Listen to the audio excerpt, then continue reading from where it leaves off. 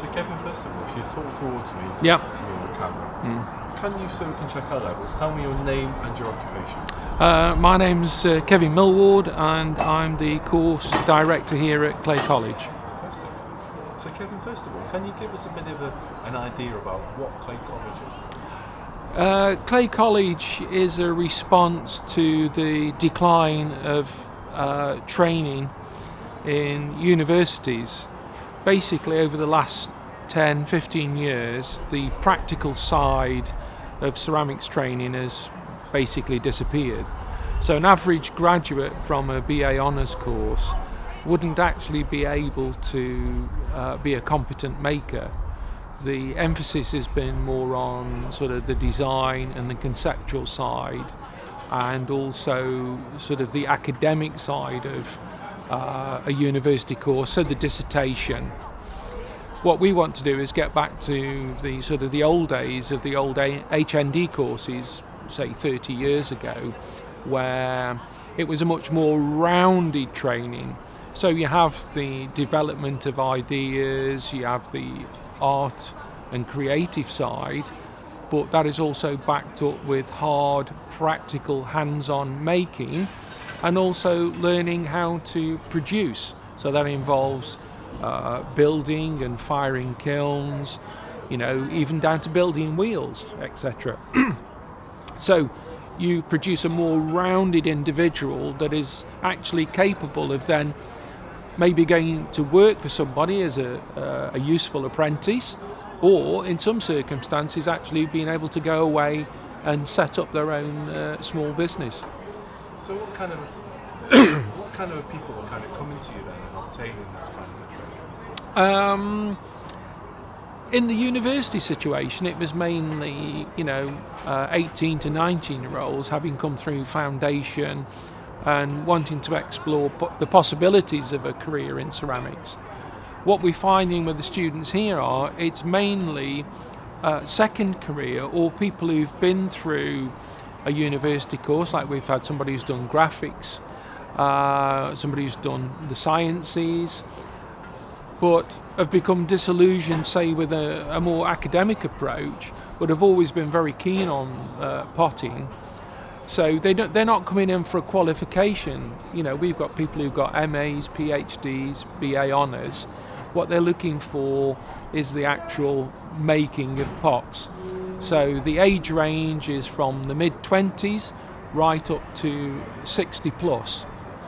So these are people who are actually looking to become makers. They're not looking for an on-career. Many of the students that we would train in universities were maybe looking for a career in teaching, maybe. So they'd do ceramics, then they'd do a teaching certificate afterwards, and then maybe go into secondary or primary education. Or some people would filter back into the sort of the degree course. But these people want to be potters. That's the difference. So it's a very small quantity. So we've got 14 students, and they do 2 years with us. So we're only turning out, sort of 7 potters a year, if you like, which is a realistic number to go into a market which is actually probably expanding. As people become more and more aware of how things are made, where things are made, and also having some sort of attachment to the person who's produced something, as opposed to some anonymous product that's made in a third world and shipped in.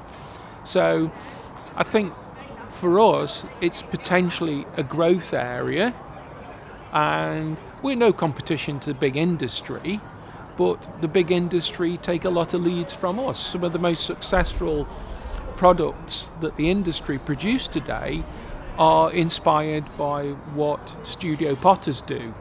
So it's lifestyle and ceramics is quite different than it was maybe 30 years ago. With the big companies, the Wedgwoods, the Daltons, the Mintons, Spodes, producing high-end, very decorative tableware. People don't collect in that way. They buy something, they consume something, and then fashions change and they get rid of it. Whereas I think the studio potter it's something people buy for life. They feel an attachment for it. It's something very personal. So it might only be a mug, it might be a small set of plates, but it fits into that more sort of looser, casual dining, the sort of mix and match. So you could have some machine-made plates, but you could have some hand-thrown bowls and some handmade mugs. And some of our potters will go into more sort of decorative areas, lighting, vases, non-functional items. So it's, we cover a broad spread. So you kind of answered my next question anyway. So what do you kind of see as being the future of the ceramics industry, and how does kind of Clay College play a part in it? I think because I deal both with industry, I do some industrial design, tableware, and work with some of the bigger companies. I think they've realised that, like all products today, fashion, etc., there is no longevity in anything. People are looking for something different all the time. So I think the future of the industry is smaller, more flexible companies who can respond to fashion trends and get the product out to market. The only problem there is, where do we find the inspirational designers when the very system that was developed to produce them has been dismantled? So I think a lot of industry will shortcut that by just coming to us and seeking inspiration from us, which I've also done for some of the large companies. They come to us because we're not training in the same way ceramic designers. A lot of it used to be what they call surface pattern. You have a sort of bog standard range of tableware and you constantly change the pattern that you put on it. Now it's more about shape, form and the fashion that it's in at the moment. So it's the whole item rather than having a constant supply of blank white plates and sticking different transfers on them. So I don't think we'll ever see the days of these enormous Wedgwoods and Daltons anymore. They will be smaller, bespoke and it's basically, it'll go back to what it was like in the Victorian period. Hundreds of small companies, each with their own little sort of niche market. You won't have these sort of juggernauts producing, millions of plates a year. It'll be much smaller scale and much more design-led, I think. Fantastic. Now you sound, clearly you've had a life working in the pottery industry. Our film is all about the heritage of the women who worked in the pottery industry. For you, as somebody who's been in the industry, what are your thoughts on what kind of a role did women play in the pottery industry? I think that women in the pottery industry have been one of the most important factors because this industry has always been dominated by female labour. And, when I've talked to people about inspirational people in the industry, if you ask the average person to name a ceramic designer, they will invariably come up with somebody like Clarice Cliff. I can't think of a particular male designer that has the reputation of somebody like Clarice Cliff. And we're talking about the 20s and 30s, and it's been the same way. If I go into most design studios, most of the surface pattern people are female. You go into the ceramics industry, all the fettlers and spongers, all the people doing the decorating, the high-end skilled jobs are invariably women. They've got that attention to detail. You tend to get the men and they're doing the heavy stuff. They're working in the slip house and they're moving stuff. I think it's always been predominantly a female industry. And it was quite interesting when I gave the talk to the International Women's Day. Ceramics from day one was female dominated, and in every single culture where there's potting, it is invariably led by women, with the exception of the introduction of the potter's wheel. As soon as there was a machine, the men took over. So where you get throwing, you tend to get the dominance of male potters. Where you get hand building and different techniques tends to be very much dominated by women. But that's changed now. There are as many female throwers as there are male throwers.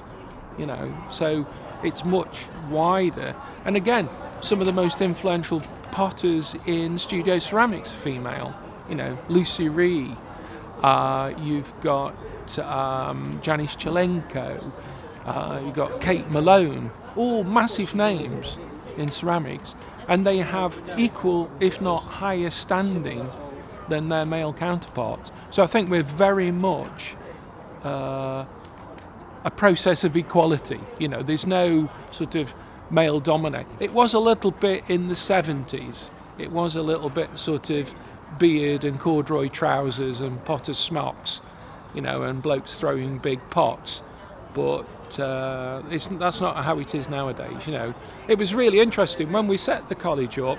We were quite worried that it would just be women, but we've got a good mix between male and female on the course, so that's really good.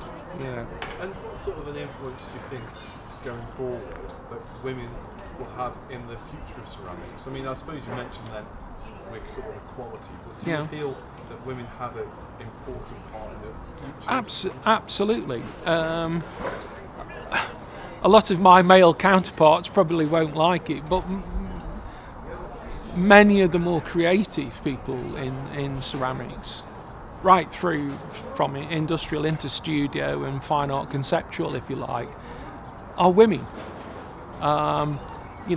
When more and more women started to come into art school, in the 50s, 60s and 70s, you saw a real rise in inspirational ceramics, a move away from the sort of rustic, brown and boring and how big a pot you could throw. It became more about good quality design, the use of colour, shape and form.